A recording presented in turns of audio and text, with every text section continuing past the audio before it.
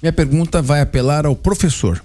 O senhor foi ministro da Agricultura no primeiro mandato de um presidente Lula mais conciliador, que não interferia na autonomia do Banco Central e que foi um mandato em que houve um crescimento econômico, um momento importante para o país.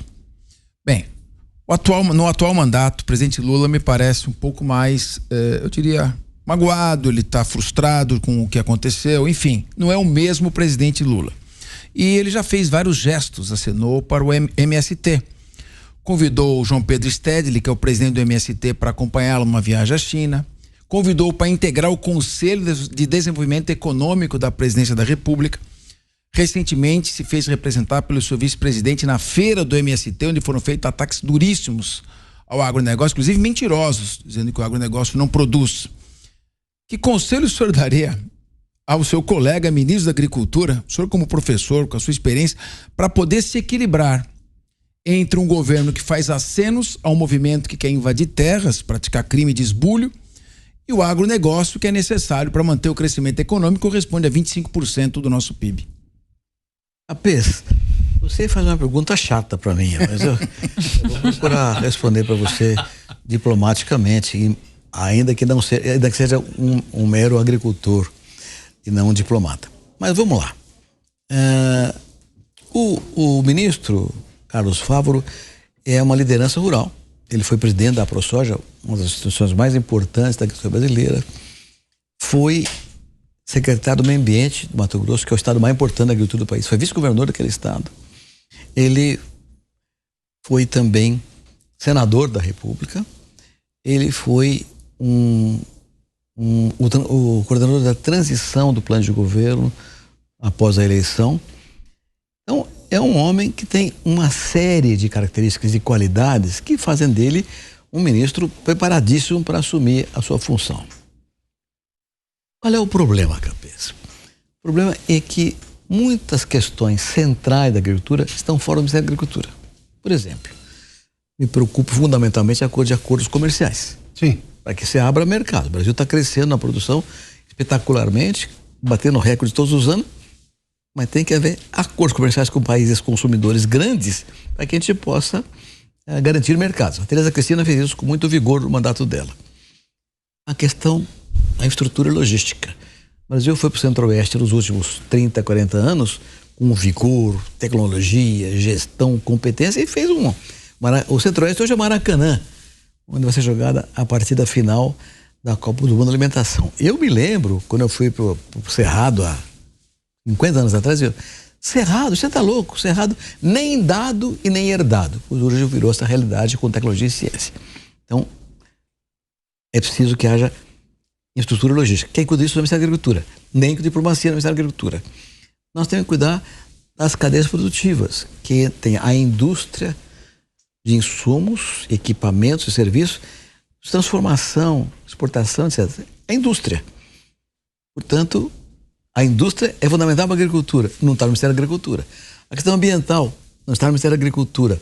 A questão orçamentária não está no Ministério da Agricultura. Então, você pode pôr Jesus Cristo no Ministério da Agricultura se não houver uma articulação, uma visão do governo como um todo, da importância do setor. Você colocou muito bem. Este ano mesmo, a economia brasileira pode crescer no máximo 1%. A agropecuária cresce 8%. Todos os anos se repete de maneira vigorosa. Então, o agronegócio é fundamental para o país. Gera emprego, riqueza. Vou dar um número para você que acho fantástico.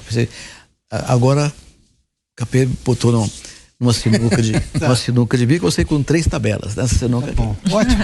Mas olha, tem números notáveis. Piotr perguntou alguns números sobre crescimento e produção agrícola. Vou dar 3 números que eu acho relevantes. Primeiro número, nós demoramos 500 anos para produzir 100 milhões de toneladas de grãos. Em 2001, 500 anos para produzir primeiro 100 milhões. 14 anos depois, em 2015, produzimos 200 milhões. Mais 100 milhões em 14 anos. Esse ano, 300 milhões. 8 anos depois de 200, mais 100. 100 milhões de toneladas de grãos em 8 anos. Sabe o que é 100 milhões de toneladas de grãos? 100 milhões é uma fila de Trebinhão, de Porto Alegre a Manaus, 6 vezes. Para ter uma ideia do que isso é uma coisa que nenhum país faz, e o Brasil fez. Quem fez isso? É o agronegócio brasileiro. Mas, no ano 2000, nós exportamos 20 bilhões de dólares. No ano 2000, o agronegócio brasileiro.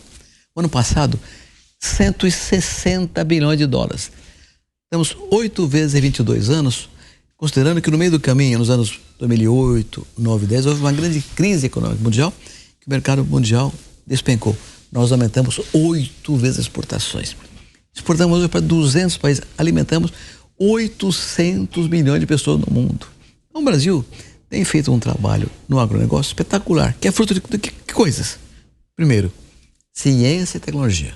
O conquistou o cerrado, que gerou variedades novas, fertilização nova. Hoje o Brasil hoje é o país, que mais cresce em bioinsumos do mundo. Nós crescemos 55% ao ano, o mundo cresce 25% ao ano. Então, tecnologia é espetacular. Segundo, empreendedorismo. Aqui uma coisa, viu, Piotr? Eu sou um velho que gosta de bang bang.